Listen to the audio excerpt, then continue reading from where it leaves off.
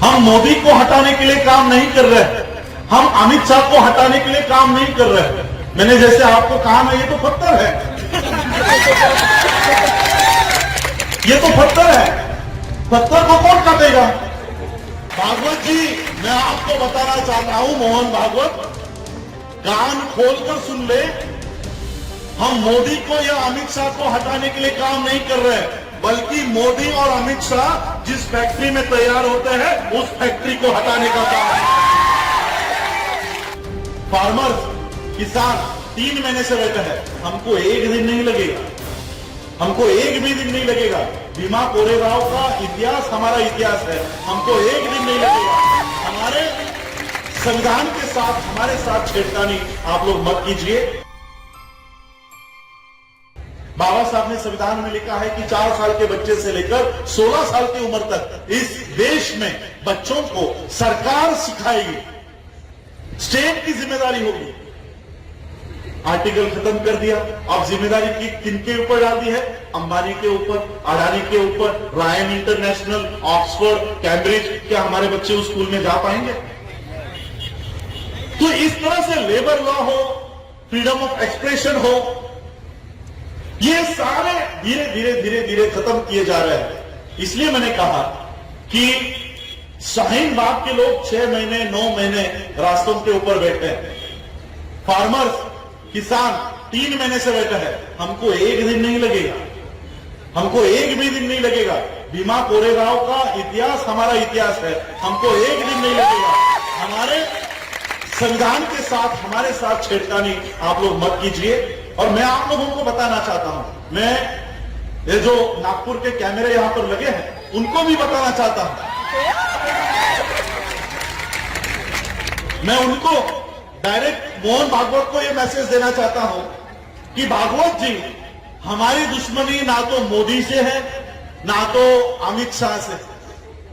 हम मोदी को हटाने के लिए काम नहीं कर रहे, हम अमित शाह को हटाने के लिए काम नहीं कर रहे। मैंने जैसे आपको कहा ना, ये तो पत्थर है,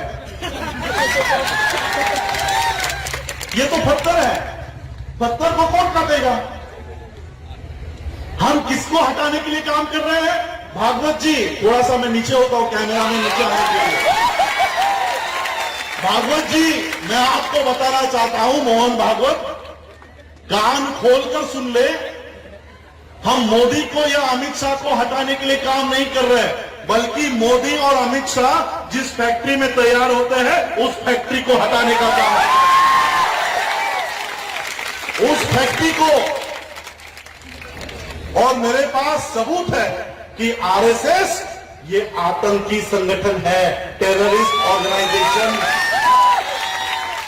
मुझे बताओ, यहां पर पुलिस वाले भी हैं, क्या किसी के घर में बंदूक मिली तो वो टेररिस्ट है कि नहीं? है ना? किसी के घर में तलवार मिली तो वो टेररिस्ट है कि नहीं? तो फिर संघ में AK-47 की पूजा आप लोगों ने देखी कि नहीं देखी है? संघ के मुख्यालय में तलवारों की पूजा इस देश का प्रधानमंत्री करता है कि नहीं करता है? क्या किसी का भी लाइसेंस, AK-47 का लाइसेंस भागवत के पास है? तो क्या भागवत का ऑर्गेनाइजेशन टेररिस्ट ऑर्गेनाइजेशन है या नहीं है? तो वही तो मैं बता रहा हूं कि ये टेररिस्ट ऑर्गेनाइजेशन है। और मैं यहां नहीं बता रहा हूं, ये बात मैंने लिखकर यूनाइटेड नेशन को दी है कि इसको बंद करवाओ, ये टेररिस्ट ऑर्गेनाइजेशन।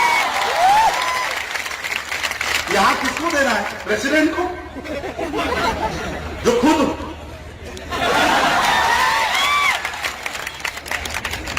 खुद लोगों के पैर पड़ रहा है, उसके पास देना है।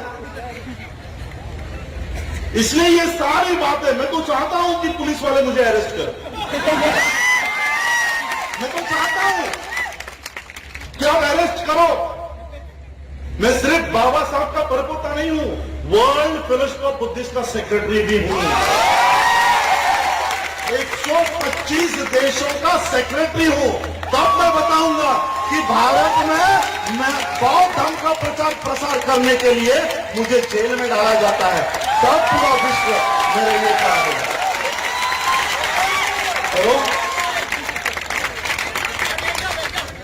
ये सिर्फ मीडिया के ऊपर जी न्यूज के ऊपर, इंडिया टुडे के ऊपर मेरे लिए लिख देते हैं कि ये पाकिस्तानी है, ये दाऊद इसको फंड करता है, पाकिस्तान पैसे देता है। सिर्फ इतना लिखते हो,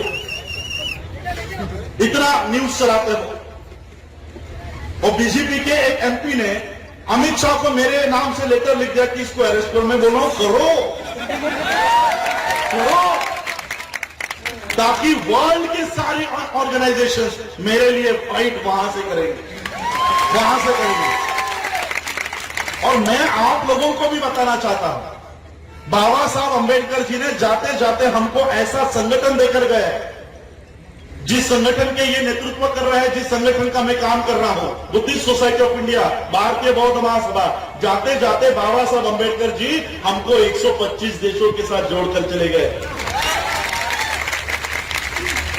इस देश के नालायक लोगों के हाथों में अगर देश चला गया तो डरो मत, ये 125 देश तुम्हारे समर्थन में खड़े हो जाएंगे,